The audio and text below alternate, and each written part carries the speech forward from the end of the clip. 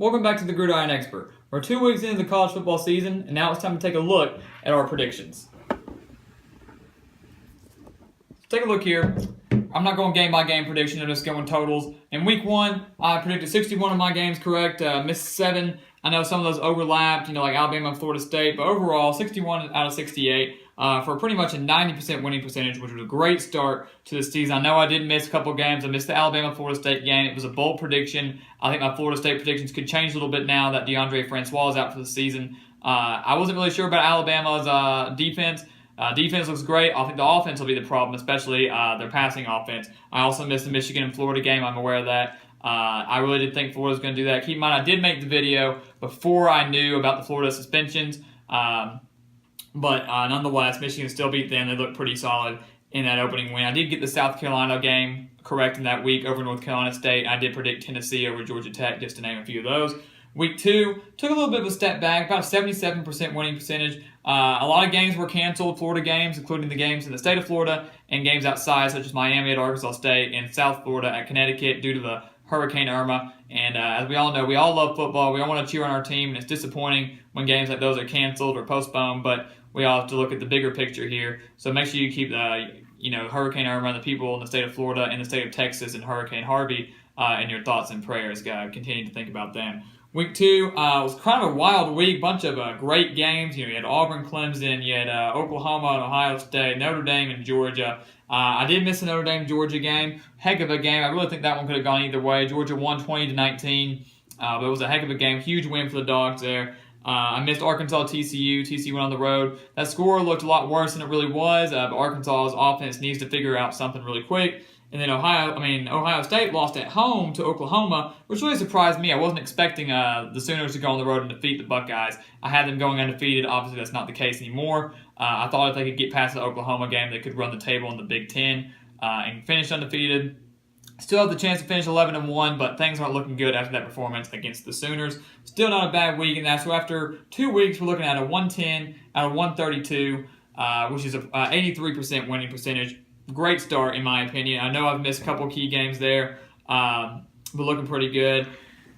People right here, teams I'm looking at that are on the downhill slope, kind of really disappointing me in my eyes, are Baylor for one. I had them taking a step back, obviously, under Matt Rule in his first year with the Bears, but not starting off 0-2 and losing to Liberty and Texas San Antonio. Those were both shocking to me. He should not have lost both those games, and I think he's already on the hot seat. To start at Baylor, if you start at a lower level school, maybe they'll give you a little bit more time, but Baylor's a team that really, they suffered for a long time. Art Briles came in, turned the program around. I wasn't expecting them to compete for the Big 12 title, but I did not expect them to finish 0-2, and they're going to have a rough season this year if they can't turn anything around. Northwestern was also a team I picked to finish as like a dark horse contender. A lot of other people thought they'd finish as a dark horse contender in the Big 10.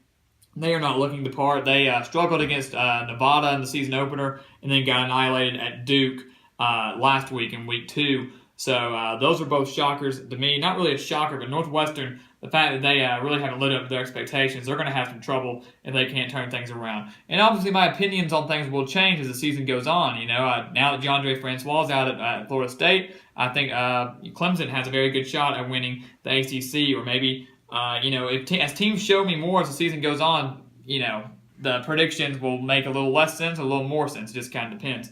Clemson over here beat Auburn. So you Auburn fans that thought you were going undefeated, not so much anymore.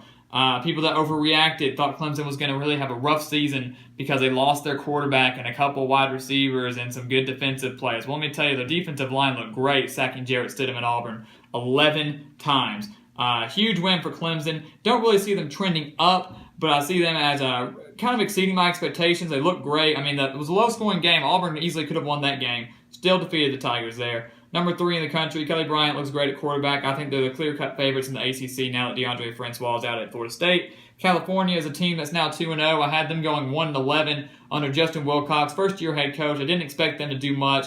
But they're looking pretty good right now. Went on the road and upset North Carolina in the season opener. That was another game I missed. I was not expecting that. So California could be a team that could get the bowl eligibility in Wilcox's first year. And then Duke was a team that I had finishing 5-7. If you watch my video, I said they had potential to get to 6-6, maybe 7-5. They're looking very good right now. Cutcliffe is doing a great job coaching this team. upset Northwestern at home. They get Baylor in week 3. Should be another win. Duke could start off 3-0, and I really see them on the rise and could be some contender in the ACC. So they're probably going to end up proving me wrong. I was a little unsure. They didn't have a lot of starters coming back, so I was a little concerned to pick them, especially after the year they had last year. But Duke's looking very good, very solid. So watch out for them in the ACC. We're going to probably do those every week or so, every other week, do some recaps. Right now, great start, 83% winning percentage. I hope you guys liked how I added the teams on the decline, teams on the rise. So keep an eye out on this week 3. We got some great games. Tennessee, Florida, which could get moved to Atlanta depending on the hurricane effect. We got that. A bunch of teams starting conference play. And a lot of these could change once conference play starts. California might really decline once conference play starts. Same with Duke and Northwestern. But we'll just have to wait and see. It's going to be a great college football season. I can already tell after 2 weeks. So please continue to stay tuned. Keep watching football. Keep commenting on the predictions. I'm going to be wrong on plenty, as you've already seen. But I'm also going to be right on plenty, as you've already seen. So please continue to stay tuned. Please continue to like, comment, subscribe. And we'll see you next time on The Gridiron Expert.